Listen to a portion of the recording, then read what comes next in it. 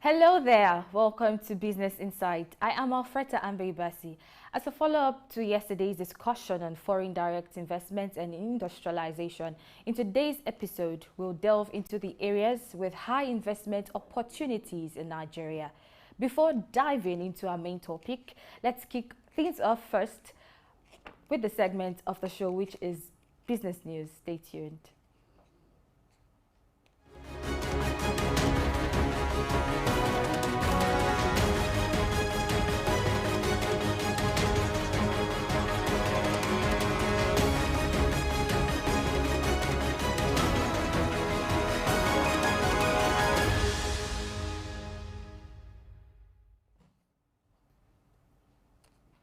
Thanks for being there. Nigeria has achieved a 70% score in the recent International Civil Aviation Organization (ICAO's) Universal Safety Audit Program Continuous Monitoring Approach. This marks a 3% improvement from the previous audit in 2016, when Nigeria scored 67.1%. The audit, conducted from August 30th to September 11, 2023, specifically assessed the Nigerian Civil Aviation Authority's ability to oversee safety effectively and consistently. This achievement aligns with ICAO's goal to ensure the implementation of safety-related standards and practices while continuously monitoring state safety oversight obligations. Zenith Bank has had a fantastic first half of 2023. The bank's profits before tax grew by 169%, reaching 350.4 billion naira compared to 130 billion naira in the same period last year. After-tax profit also doubled to 291.7 billion naira from 111.4 billion naira. The bank's total earnings surged by 139% to 967.3 billion naira. The increase is attributed to both interest and non-interest income. Interest income, which increased by 72%, was boosted by the growth and repricing of risk assets. Non-interest income, which grew by a whopping 246%, benefited from the liberalization of the foreign exchange markets. While the bank improved its cost-to-income ratio, the cost of risk and cost of funding increased due to the changes in the economic environment. Despite these challenges, Zenith Bank's total assets grew by 31%, reaching 16.0 trillion naira. And now to oil and gas. Investors in the industry are increasingly open to accepting reduced dividends in order to boost investments in clean energy initiatives, according to a recent study by Deloitte. In 2022, oil and gas companies led all industries in distributing cash to shareholders, boasting a combined dividend and buyback yield of 8%. However, investors with a stake of $2.3 trillion in the global oil and gas industry are shifting their expectations towards growth in clean energy markets at a faster pace than energy company executives. The International Energy Agency (IEA) emphasizes that oil and gas companies have a crucial role to play in redirecting capital towards cleaner energy alternatives, particularly low-emission fuels. Greater investment in clean energy is seen as essential for addressing climate change and reducing emissions from industry operations. In another development, the Bank of Industry (BOI) has achieved a 67% year-over-year growth, reaching 3.3 trillion naira assets by June 2023.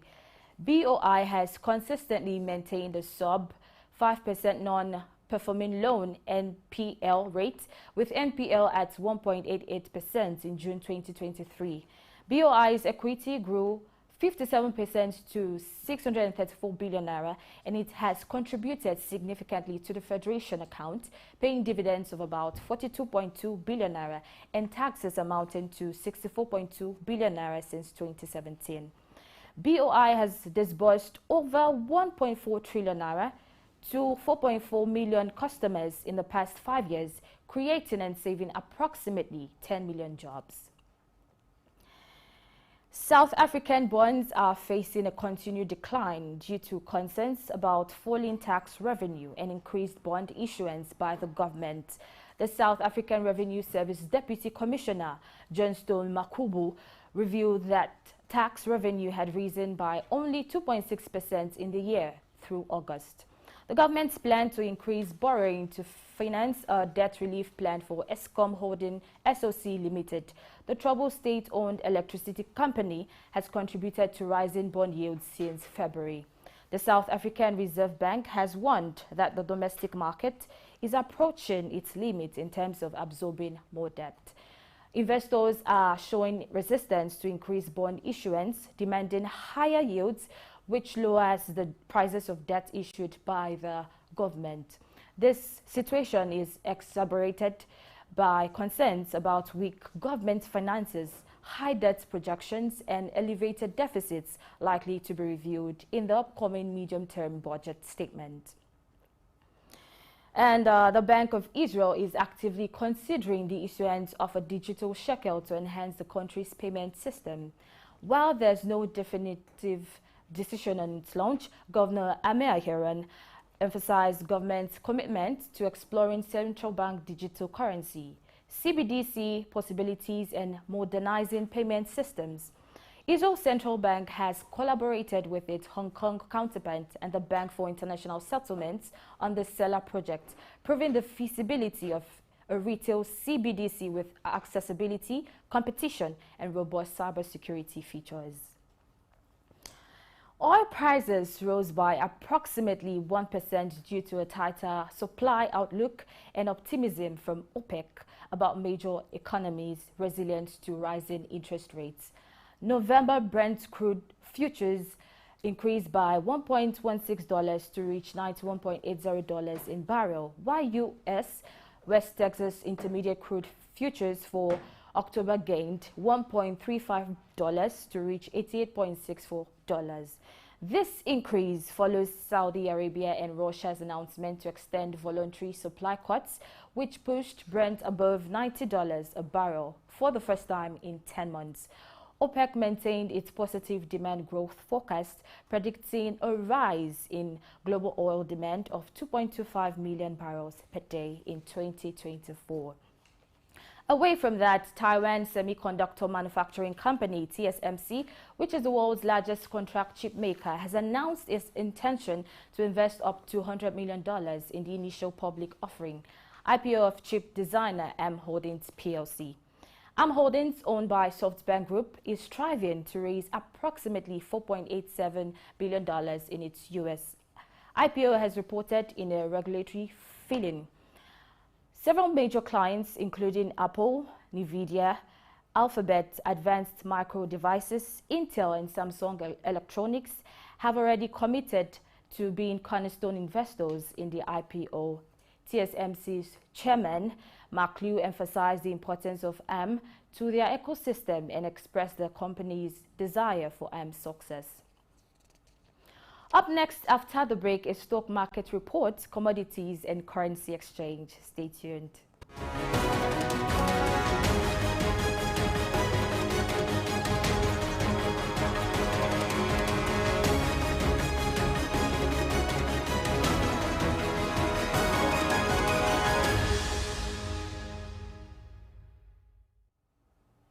Thank you for staying with us. Tuesday's trading session at the Nigerian Stock Exchange (NGX) recorded a total of 645,540,839 shares traded in 10,554 deals with a market value of over 11 billion naira. This data represents a 24% increase in volume, a 32% increase in turnover, and a 6% increase in deals compared to the previous trading day. The current market capitalization of the Nigerian Stock Exchange stands at 36.5 trillion naira. Out of the 116 NGX listed equities that participated in trading, 16 recorded gains while 45 ended in loss. The top gainers include Computer Warehouse Group, Chalerams, Vitafilm Nigeria, and Owando.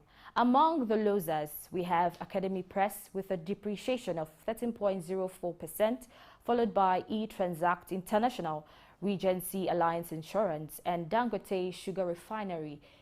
Transcorp Nigeria had the highest trading volume with 87.8 million shares. Looking at trading which took place at the Nairobi Securities Exchange NSE yesterday, the data shows more than 15 million shares were traded in 1,075 deals, amounting to a market value of over 270 million Kenyan shillings. This reveals a notable improvement compared to the previous trading day, with a 31% increase in volume, 48% increase in turnover, and 18% increase in the number of deals. The current market capitalization of the Nairobi Securities Exchange stands at 1.54 trillion Kenyan shillings. Out of the 46 NSE listed equities that participated in Tuesday's trading, 16 recorded gains, while 18 ended in losses. The top gainers include TPS Eastern Africa Serena, Jubilee Holdings, East African Portland Cement Co., and Kenya Reinsurance Corporation. On the flip side, Samia Africa saw the most significant price decline, with a depreciation of 7.34% to 2.40 Kenyan shillings per share, followed by Ilam Fahari, Irit, Nairobi Business Ventures, and Limuru Tea Company. HF Group led in terms of trading volume with 6.54 million shares traded. And in the commodity market, wheat is trading at 548 US cents per bushel. Gold is valued at 1,911.84 US dollars per troy ounce. Silver is priced at 23.08 US dollars per troy ounce. Copper is selling for 3.68 US dollars per pound, while the price of Brent crude is 92.32 US dollar per barrel. Let's dive into the currency market, where the US dollar is bought for 925 naira and sold at 930 naira. British pound exchanges to the naira at a range of 1,185 to 1,190 naira per pound, while euro goes for 980 to 990 naira. And that wraps up our business news segment for today. I am Alfreda Ambebasi. Up next is a discussion on education and training investment with your host, Blessing Aiche. It promises to be engaging and insightful, so please stay for the rest of Business Insight.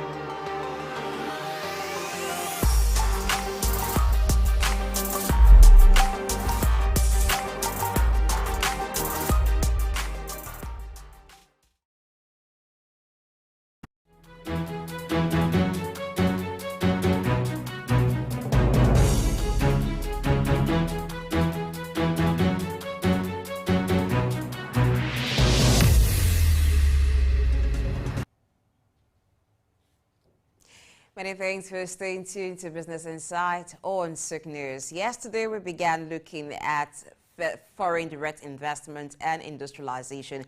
As a follow-up to that discussion, we're looking at areas that has opportunities for investment and potential growth in Nigeria. So if you're an investor, you need to sit tight and know where to put your money. Today, we'll be looking at education and training. Let's explore the investment opportunities in education and training. And we have again today Dr. Tokunbo Olorundami, who is a business development consultant. He was with us yesterday as we looked at foreign direct investment and industrialization. Sir is continuing looking at areas where there are plenty of investment opportunities in Nigeria, starting with education and training. Good morning, Dr. Tokunbo. Good morning. How are you today? I'm fine. Thank you for joining us again. Thank you. All right, now let's look at areas where there are investment opportunities, starting with education and training. First, what are the offerings in the education and training industry? What are the offerings we have in Nigeria? Currently, I think there's a huge market, very huge market, because the level of literacy, as you have it in Africa, generally speaking, West Africa and Central Africa are still a bit low. We have the lowest level of literacy across the African continent. So you can imagine, the level of needs that we have to meet. Secondly, with the changing trend in many sectors, I was talking yesterday, I mentioned about knowledge-based work, where a lot of demands in most workplaces now, rest within the realms of cognitive engagement. You expect people to use a lot of their thinking to source for data and information to provide, answers to the demands of public service and private sector engagement in the marketplace. So the demand is huge. And for a country like Nigeria, we have the numbers. Okay, so what specific demography shows the highest demand for education and training services in Nigeria? Education and training services. Yes. I wouldn't want to model them together if I will. All form of learning and acquisition of knowledge is education, and it comes through interaction, social interaction, and just interaction with nature and interaction with spaces and different climate, different geographies. However, if you allow me, I would like to say, let me say, adult education and training. Now, for adult education, I've mentioned already that the level of literacy is still low. We can get it up. Nigeria is improving, I think, at maybe about 0.13% every year. We have improved from 72% to, I think, 77% in recent years. However, I'll give you a typical example. The Nigerian police, for example, look at the type of crimes they are having to engage with in recent times. We've never been a people that are culturally attuned to cybercrime, kidnapping, Yahoo Plus, and all of those sorts. That already depicts a picture where you have a need. So these set of people who engage daily with fighting and enforcement of Nigerian laws to combat this type of crime will require some form of training to know how to go around it and combat it. And that's just the Nigerian police. You can take the service sectors, the construction, educational, the different agencies in health, in social services. The demand for training within those realms are quite enormous because the way we do business, the way we engage with our problems, the way we solve our problems, and the people that are using these services are constantly changing. They are constantly evolving. And so the demands are just, they're there. So people within the ages of 15, in their adulthood, so to say, and I'm putting it at 15 because a child who is 15 years old should be able to engage with society well, and they need to begin to learn the language of the marketplace. For example, tech language, which is the norm of today. We now have AI taking over several sectors. If you look at the older generation, you still see many of them a bit scared of using anything that has to do with technology. I'm sure you've gone to an ATM machine and you find an old man saying, "My son, can you help me?" Or "My daughter, can you help me? I want to remove money," and things like that. Yes. That's because their interaction with that kind of technology is very minimal. And so you see that there's a general demand that is suited to different ages, depending on the exposure they've had educationally. But everybody constantly, myself, my yearly budget for training is very high because a lot of people demand and rely on me for information. So I need to get to top up. And that's what we call continuous professional development, CPD.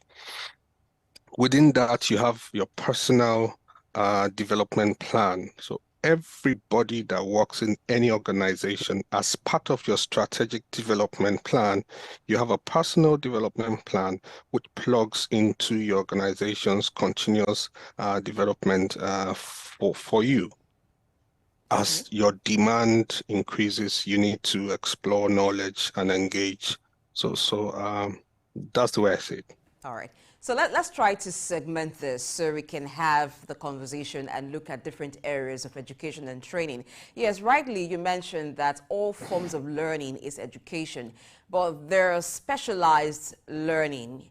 And we would want to, for the purpose of having a segmentation, let's refer to the general schooling as education. And then this special training on skills and different aspects, we could call that training. Now, you've talked about the demography that has the highest demand for training being the adult demography, maybe from the age range of 15 upwards. Now, but what about those below 15? There seems to be a new kind of learning open to very young children, talking about digital learning, where children are learning coding. How much of that area have been explored by experts, by education and training experts in Nigeria?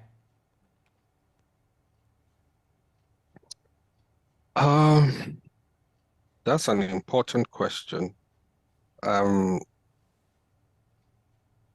Education for kids has to be tailored, and we need to be careful here. And that's why I'm trying to think, kids below the age of 6, there shouldn't be so much demand on, getting them to engage with deep learning, as it were. Rather, um, um, my perspective and perception on education is what I'm saying now, and which is well established in educational journals and literature, is that kids need to first learn to socialize. So children below the age of 6 should go to a space where they can socialize with other kids, and get to interact with them. And there are countries that implement that kind of system at a national level. Japan, for example, is one of those places where kids go to school mainly just to socialize and learn, how to clean, how to play, how to, ask for help and, and other sorts of informational enrichment that gives them a sense of belonging in a society. Now, if we move up that ladder a bit, there are kids that they have the competency to, at very early age, adapt to learning to code. I personally wouldn't say that there's such a large market for that kind of venture in Nigeria as at now. Why? Because we do not have a software development economy per se. And so parents may not want to push their kids. And so investing in that direction will be great, but it won't be far-reaching as you would in other direction. For example, creating safe spaces for kids to just come and socialize and grow well. I know that the door is opening and a lot of people are looking at those sort of educational engagement for their kids. And as at now, I know it's mainly around boot camps, holiday and summer plans for kids to go and learn to see if they'll take interest, especially because of the increase in demand for gaming and all of that. Kids take into games. When you show them how these games work behind the scene, it fascinates them. And the chances are they may want to take to designing their own games and writing their own programs to run their own games. So that is mainly based on interest. But as to what we can consume, as to what will enrich our economy at now, we need to gradually grow into that space, but not putting children under unnecessary pressure that they need to start engaging with programming and all of that. Because you've pointed at a particular demography now, and you're mentioning coding, I'm not one who's given to putting children under unnecessary pressure, because sometimes we push kids too hard into spaces that they have no business getting into. As an educator, I believe that education is incremental. You need to get the basis set and then you can build on it gradually. Okay, so since we're already talking about investments, let's look at the education and training industry. We've looked at some areas where there are opportunities. You talked about adult training, maybe training for organizations. Are there other areas when you talk about education and training that investors should be looking at? Because what we find is the formal education sector, where people just go and start up schools, maybe primary school, secondary school. What else can be done in that sector as far as investment is concerned? Yes, a lot can be done. And I know that we have a National Training Institute, and then we have the Institute of Policy and Strategy. I know we also have, for the police, you have War College, you have Command and Staff College. Those are institutions that essentially gives you top-up education.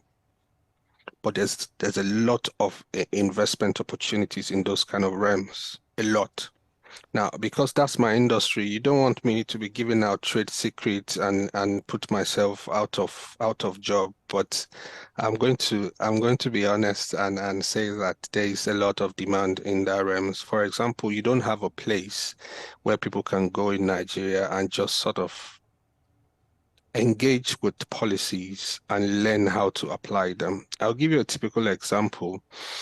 In the UK, I think it's in 2018, thereabout, there was a new general data protection law that came into enforcement. And every single organization in the UK that do have engagement with public service, they had to go and learn, and somebody needed to sit down and unpack that law, in a way that they can engage with it and contextualize it to their own industry, so they don't fall foul of the law. because the repercussions are really, really, there are a lot in the UK. If you fall foul of data protection and somebody's data got out, and their identity issues, you could go to prison, and your organization could be fined a lot of money. So it became essential that everybody engage with unpacking that law to understand it. So you can begin already to see that there's an interconnectedness with what we discussed yesterday and what we're talking about today. Because where an industry is rife and is active, every policy that government chunks out needs to be unpacked. And in that process of unpacking, your workforce needs to go somewhere, sit down, and those kind of facilities are hardly available today. In my organization, we hold trainings basically everywhere. Ghana, Kenya, Rwanda, Paris, London, the United States, Canada, Australia, name it. The reason we go all out for that kind of option is because we want to expose people to particular kind of bespoke knowledge frame. And there are times that we take business execs and we put them on a ship, and they go on a 5-day ocean view kind of training. The reason we do this is because if you bring them to Paris, half of the time they're shopping. If you bring them to London, half of the time they're on Oxford Street going shopping, and there's a lot of distraction, people calling and all of that. You put them on that kind of ship, they will have nothing else to do but to learn, and they can't just walk out and say, "Oh, I'm getting on the next jet. I'm tired." So training is tailor-made, but it's expensive. Now imagine the cost of those kind of trainings and the kind of facilities that you will need to support, their top-level trainings targeted at heads of organization, that mid-level and lower level, and all of these cadres, they have particular need, and there's a way to also meet them. So the investment in the infrastructure for making this happen, currently, I think we're at a very low place in Nigeria for making that happen, and there's a huge opportunity. If you pick up the budget, the national budget of Nigeria, and look at the yearly budget on training, you will understand what demands and opportunities are available. Okay, you just talked about some of the things that a renowned organization, which is African Development Studies Center, does when it comes to training. What we've used to find before this time is when some organizations want to train their workforce, they would choose to engage the services of a foreign training firm. So let's look at the market. How competitive is the market? How much of local participation are we beginning to have? So even local investors could look at it and see if it's something they too want to try.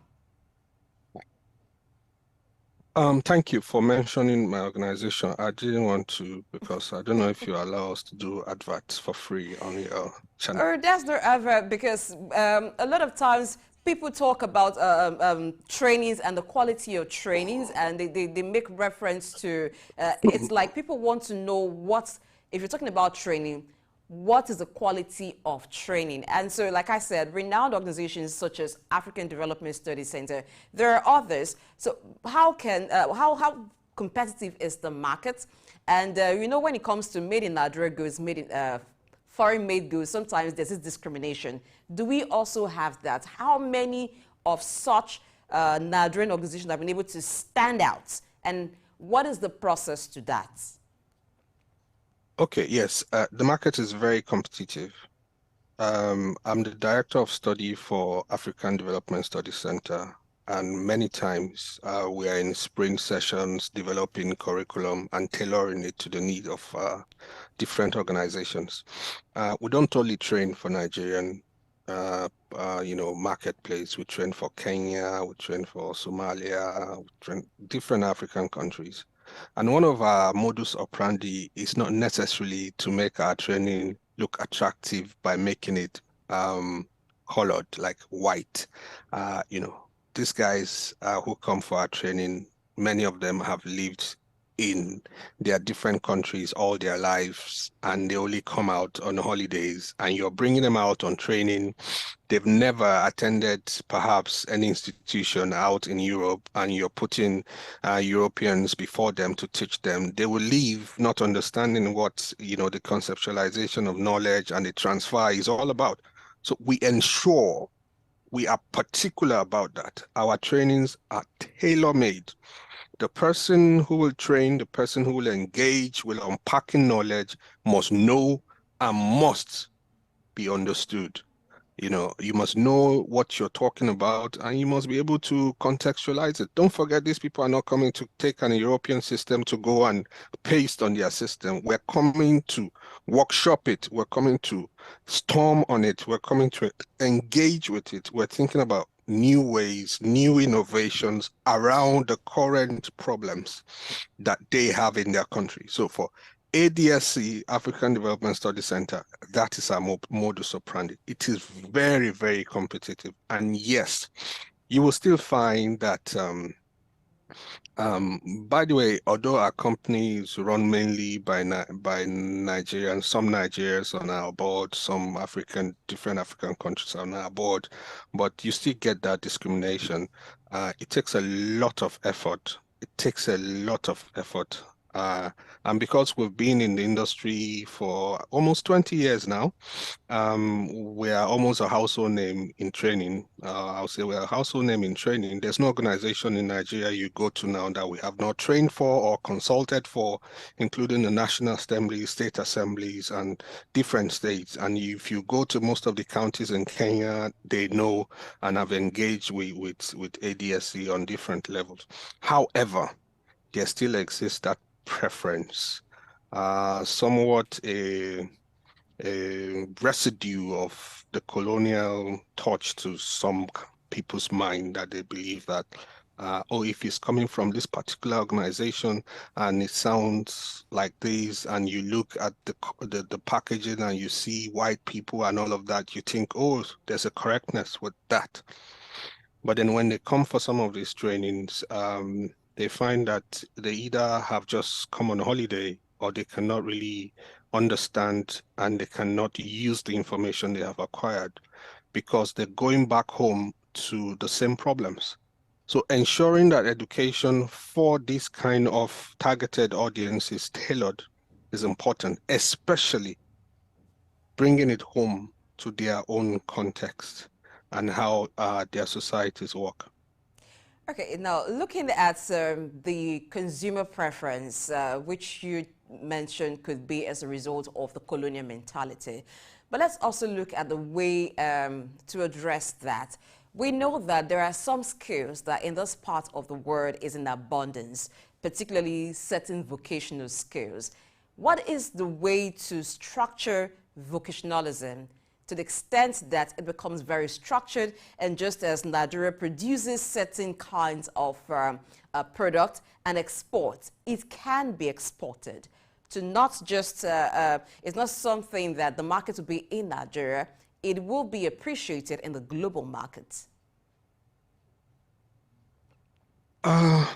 Structuring knowledge for transfer is Particularly vocational knowledge. vocational knowledge. I'll give you an example.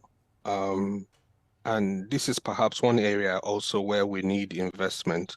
You see, the apprenticeship system with the Igbo people, this has been studied as far back, I mean, way out. Harvard and other institutions are studying that concept to understand it. Now, in the UK, I've been program administrator for an apprenticeship program for training nursing associates and advanced clinical practitioners, senior leaders. Now, this program is targeted at people who have experience around the hospital, but do not have the qualifications to go for nursing degrees. So what the UK government started doing is to look at the shortfall in demand, no, the shortage of skills for nurses, and started upskilling by picking on these people and putting them on an apprenticeship program where they have sponsors, NHS sponsors, hospitals within localities sending them for these trainings. And they spend 2 days with us in the university.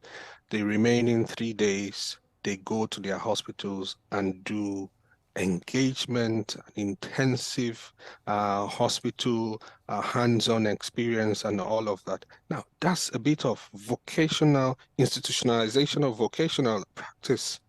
So an apprenticeship program, and especially for our country, Nigeria, I said it yesterday and I'm saying it again, the way out, a major key way out of the current unemployment issues we're facing is to institutionalize apprenticeship. There are people who have crossed the threshold for starting a degree, as you will want them to going to write JAM and all of that, and they can still get an education. So let's open that door up, do some investment, and call for investors within that sector and see how we can bring them in. The street knowledge that they bring to enrich formal education is quite, it's unparalleled. You can't find it anywhere. They're bringing street experience, their engagement with, hawking on the street and things like that. They're bringing it to the classroom and you're engaging with it and sort of mixing it up. And there's a strong intersection and interconnectedness with formalized knowledge. And they can then go out and be all they can be. So there is that opportunity to look at some of these other vocational practices like house help. You can bring them in to the apprenticeship program and, chunk them back out, and they're better, well reformed, and they're also empowered, to go out and say, I'm a certified house help, I have a certificate, I have some education. So you just give them some functional skills to help them engage with numbers and writing of reports and things like that. And they can go on and become better people, and society is better for it. Okay, so for instance, in the example you made, maybe someone been trained on how to be a better house help, and then the person says, I'm a certified house help. Maybe that name will need to change because people may look down on that and say, oh, you're just a house help. But that's on the light note. Collaborations, what kinds of collaborations can exist in the education and training industry so it's more robust and it's tailored particularly to the needs of industries, of the country, so it's becomes an on-demand thing? What kind of collaborations will ensure that and broaden the markets? Can you take that question again? Okay, let's look at collaborations Between maybe educationalists and industry experts to okay, develop okay. certain curricula that will be tailored according to specific needs to broaden the market, because some persons may look at training, may look at education and say, okay, it's something formal. And if they pass through formal education, may not see the need for some form of training, except when their job demands it. But if the market is broadened, people will begin to see, oh, this is what we have in the market. I have this need, I have that need. What kind of collaboration will ensure that? And what possibly should the collaborators be looking at developing? What kind of curricula should they be looking at developing? Thank you. I understand the question now, but first, let me dispel that notion that a house help is somebody, anybody who can say, you find saying you are just a house help. One, that person has not engaged with the life of a house help. Two, that person probably don't have kids. I know the kind of demand that my kids put on me and how much I feel like, oh, somebody please just take them for 2 minutes. And when they go to school, the peace. If my kids were home now and I'm working from home today, I'm doing this in interview in my house, they certainly will be jumping on me and shouting all over the place. Imagine that somebody is taking them away. So it is a huge responsibility to be a housekeeper, a house help, or if you want to, let's call it house manager, so they don't look down on anybody. But it's not an industry to look down on at all. There's a lot of engagement and demands and skills that these people should deploy. Another example is dog walkers. Some people live on that. They train themselves through university, just walking dog, especially in New York, for example.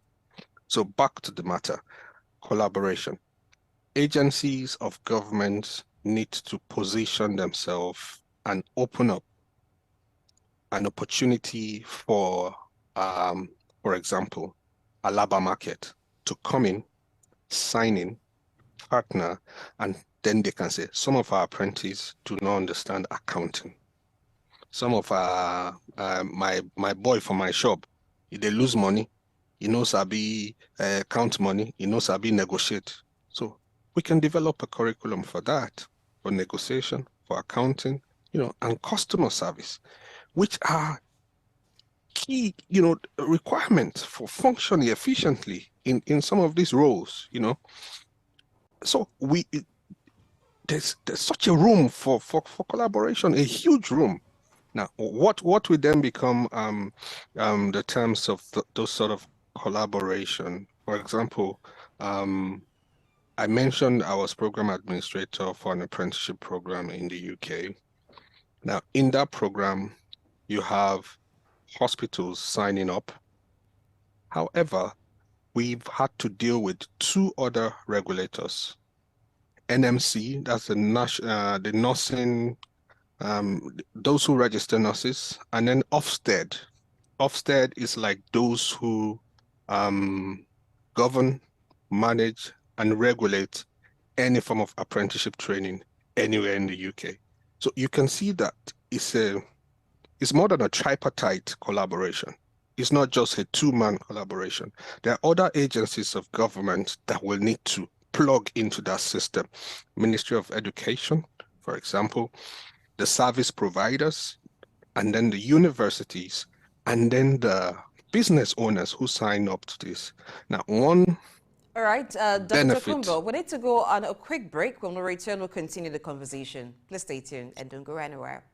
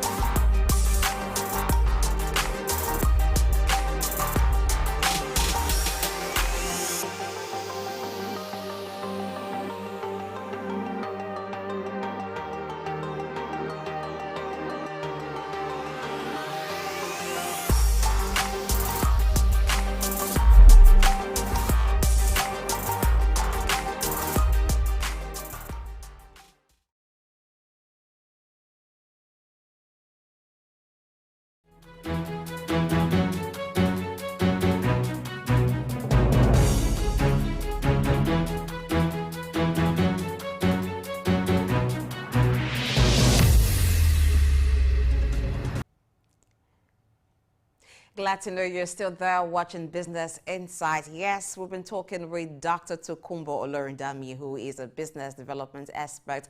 And as a follow-up to our discussion yesterday, we're looking at investment opportunities, starting today with opportunities in the education and training industry. Dr. Tokunbo has talked about the wide market and the opportunities. But let's look at the regulatory compliance and some of the challenges that are being faced in the education and training industry in Nigeria. But before we talk about the regulatory compliance, you were talking about collaboration. Can you finish that up before we move on to the next Yes, thing? yes. Thank you very much. Yes, I was talking about the benefits these organizations who now use the service of apprenticeship will now derive from those they have sent to go and join an apprenticeship program. They find that they now have people who they work with who can then engage with the market properly, and these have a tendency to increase patronage over time.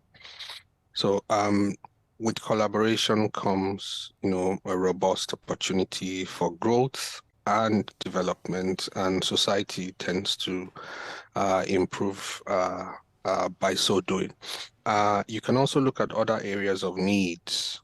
The example I cited, which is the training apprenticeship training program for nurses, was government response to the shortage in UK trained nurses and the demand on the NHS. Instead of pulling in nurses from Africa, Asia, and other parts, they're also looking at growing their own local skill set for nursing. So in Nigeria, for example, we can look at the different sectors, and perhaps the Alaba market chaps may think I don't need it, but through studying and engaging with some of the needs of the government and the people, you can come up with some of these apprenticeship program. It is at this time that I feel a need to say that research is also a huge area that has been left fallow. Generally in Nigeria, we just develop, but what should be is that research should go before development so that development can go in the right direction. Okay, so now let's look at the regulatory requirements for accreditation, because you want to train with an accredited institution. So what are the requirements for any investor who wants to get into this industry? Okay, the one that comes to mind, a regulatory body that comes to mind that gives even those who are in the university a touch of industry, is ITF. That is the Industrial Training Fund. And if I were President Tinubu, I would convert that to a national apprenticeship program that other actors can engage with, not just universities. Boys on the street can sign up for apprenticeship for plumbing, they can sign up for apprenticeship for welding, and they can formalize that kind of knowledge in a way that is tailored to the users of that services. Now, who should regulate it? Ministry of Education. What kind of regulation should be in place? Regulation to safeguard those who are coming. It's not a system that you want to bring in and becomes an opportunity for abuse, an opportunity for corruption. Now you ask this apprentice to begin to bring money for handout, for these, for that, and that. It should be and an apprenticeship. Most apprenticeship programs are paid. If you get on that program, you will earn salary every month for being on that program. So you can see that the Ministry of Finance need to come on board, Ministry of National Planning and Budgeting to be on board, and a regulatory framework that will suit the training, the regulation, and the deployment afterwards, because you don't want people training, for example, for an organization has sponsored you. You should be committed to that organization for maybe two or 3 years after your training, before then you can take your skills elsewhere if you want to. So there's a huge policy gap there that needs to be filled. And, evolving an organization like ITF to do that, for me, would be a ready infrastructure to convert to today's context. I don't know if ITF is still quite relevant as it should be. Most people just don't do it, or they just go there and so that can evolve to become a national apprenticeship agency where Nigerian youths of all kinds and with different skills can begin to come in to formalize their engagement with society, so they're not looked down on as you would want to say you're just a welder. No, I'm a certified metal innovator or something. Okay, I like the fact that you just touched on two things. You touched on the regulatory aspect and also the policy framework that would enable the industry to thrive. But let's look at challenges. Are there certain challenges faced in the industry, education and training? Yes, one of the major, in fact, the one that hits us the most is funding. The funding gap for education in Nigeria uh, is huge. I don't know how over the years we've gotten to that kind of a place, a very sorry state. If you go to the National Teacher Training Institute in Kaduna, I mean, what are the infrastructure there, and how recent have they been upgraded to do what they're doing to such a level where anybody who comes out of our institution can say, look, I've been exposed to all the learning curves and all the nuances of teaching across the globe, the technology I need, the small group approach and theorization that I need to do my job. I have been exposed to it. And go to our regular universities and polytechnics. Many of them now are marketplaces. I'm sorry to say, I also lectured in Nigeria. I'm a member of the academic union there, but the funding gap is so huge. You will see a student studying biotechnology and has never seen certain equipment that are basic for doing um, gene sequestration or some other kind of experiments. So there's a funding gap that has made education, one, expensive, two, shallow, and three, useless to some parents. You just think you go in there and all you do is you people just and most of these students also have lost faith to a certain extent because they know what their lecturers are now into and all of that. So there's a need to close that gap. And one area where that can happen is to bring in investors, make education what it should be. Government certainly cannot fund education.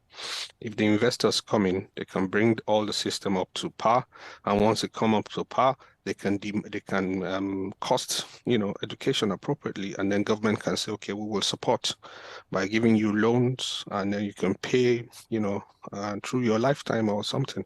It's such of a social network and collaboration that goes on for life, and that's how many societies do this. In the UK. You get loan to study. In the US, you get loan to study, and all of that. So yeah. All right, thank you very much, Dr. Tokunbo Oloridami, for being with us on the show. We've run out of time, but you've been able to do justice to the issue as we looked at investment opportunities in education and training. Yes, you made it known there is a gap that can be closed by more investment. So I believe that lots of people who were looking for where to invest, their eyes are open to the skies are falling off and they know where to put their money. Thank you again for being on the show.